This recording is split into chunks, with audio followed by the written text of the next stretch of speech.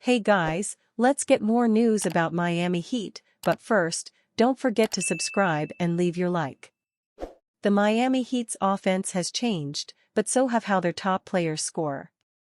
A couple of weeks ago, I went through the changes that the Miami Heat made to their offense. We've seen the gradual drop-off in their efficiency, a shift in their shot profile, and which play types they prefer to lean on.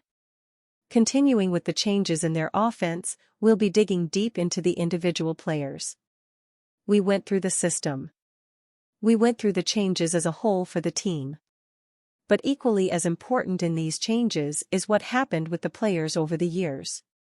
The players and their skills, abilities, strengths, and weaknesses provide that foundation. The players make up the system, which is why as players develop, everything else can change, too. Other factors matter, too, such as players' age, how much workload one can carry, their potential development, and how much stock you may have in a player. This has been the reason for their gradual shift to this kind of offense. As discussed in that deep dive, the Heat have been trending towards a more isolation and post-up based offense rather than the movement offense we saw in 2022.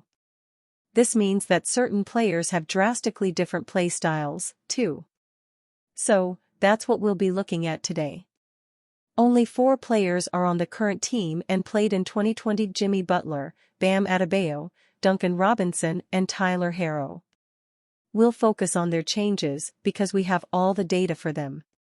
Jimmy Butler. Over the years, Butler has changed quite a lot about his game, especially compared to his first 2 seasons with the Heat. Before even getting to how things changed, arguably the more important change is how often he's being used in anything, period.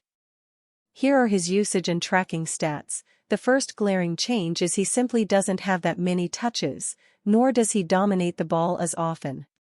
He had a career low in touches per 75, time with the ball in his hands, on-ball action share, scoring possessions per 75, total offensive load, and initiator rate.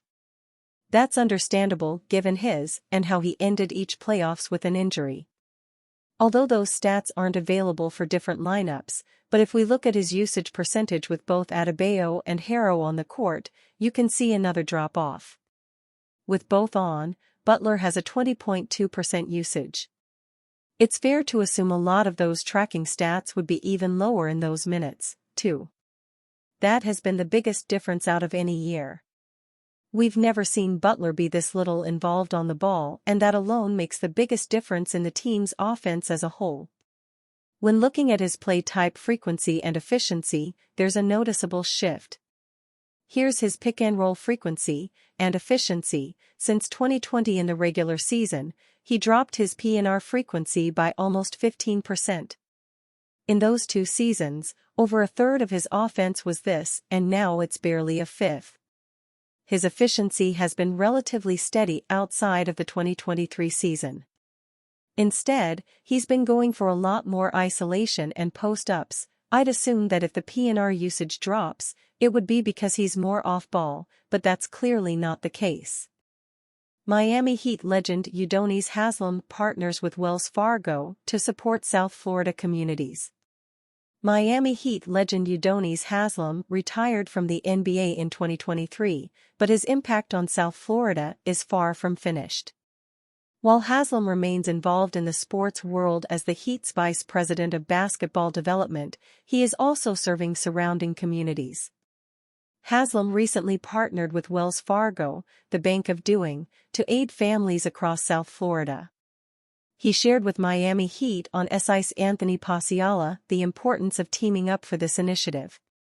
It's important because the needs of the people change, the community changes, and if you're not on the ground, if you're not connected to the people, you don't really understand the struggles they're going through every day, Haslem shared. So I'm a person that I don't need to read the paper, or see it on the news. I'm connected to the community. The large majority of Haslem's basketball career took place in Miami, so it is surely an honor to assist those around him. He won 2 high school state championships at Miami Senior High School, spent 4 years at University of Florida, and won 3 titles with the Heat. Understanding housing is a huge issue in South Florida. I think a home is somewhere you come and feel comfortable. You should feel proud of that place, confident, and safe. That's your sanctuary, that's your mental happy space, Haslam said. Understanding what Wells Fargo is doing and being the bank of doing, not just talking. Putting money behind the initiative. Haslam noted that $1.2 million has been committed to the process, resulting in the repairs of 75 homes across 46 different communities. He then mentioned one of the many people impacted by the partnership, Ms. Mabel Henderson.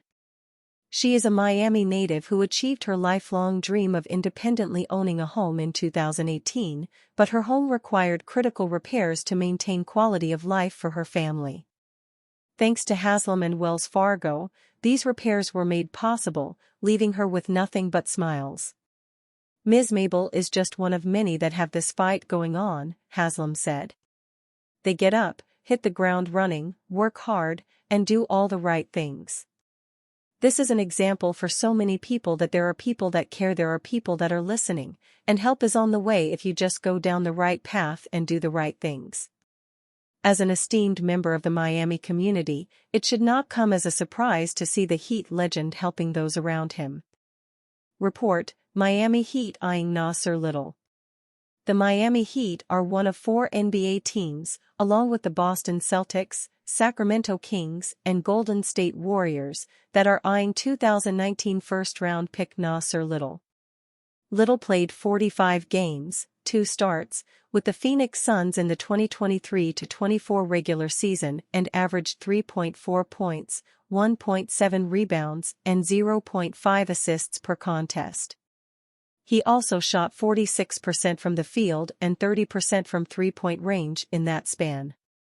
Before his one-season stint as a member of the Suns, Little spent the first 4 seasons of his career playing for the Portland Trail Blazers, the team that drafted him back in 2019. He carved out what was maybe his best season with the Trail Blazers and in the NBA to date in his 3rd season in Portland. He averaged career highs in points, 9.8, rebounds, 5.6, and assists, 1.3, while shooting 46% from the floor and 33.1% from three-point range during the 2021-22 regular season. The Heat are in a different position than the other 3 teams that have reportedly expressed interest in signing Little. The Celtics are at the top of the NBA world at the moment, as the team is fresh off winning the 2024 title and cruised through the 2024 NBA playoffs.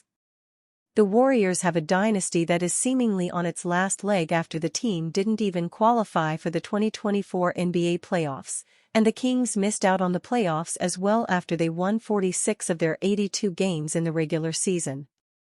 The Heat already have plenty of depth at the small forward position too, with the likes of Jamie Jaquez Jr. and Duncan Robinson on the roster. But Little could be a quality safety blanket that the team could turn to step in and play effective minutes for Eric Spoelstra if one of Jaquez or Robinson go down with an injury. With any luck, Little will end up signing with the Heat and join a team that is hoping to carve out a deeper playoff run after it got eliminated in the first round of the 2024 NBA playoffs. And you, fan? What do you think of the situation of Naser Little? Leave your opinion in the comments.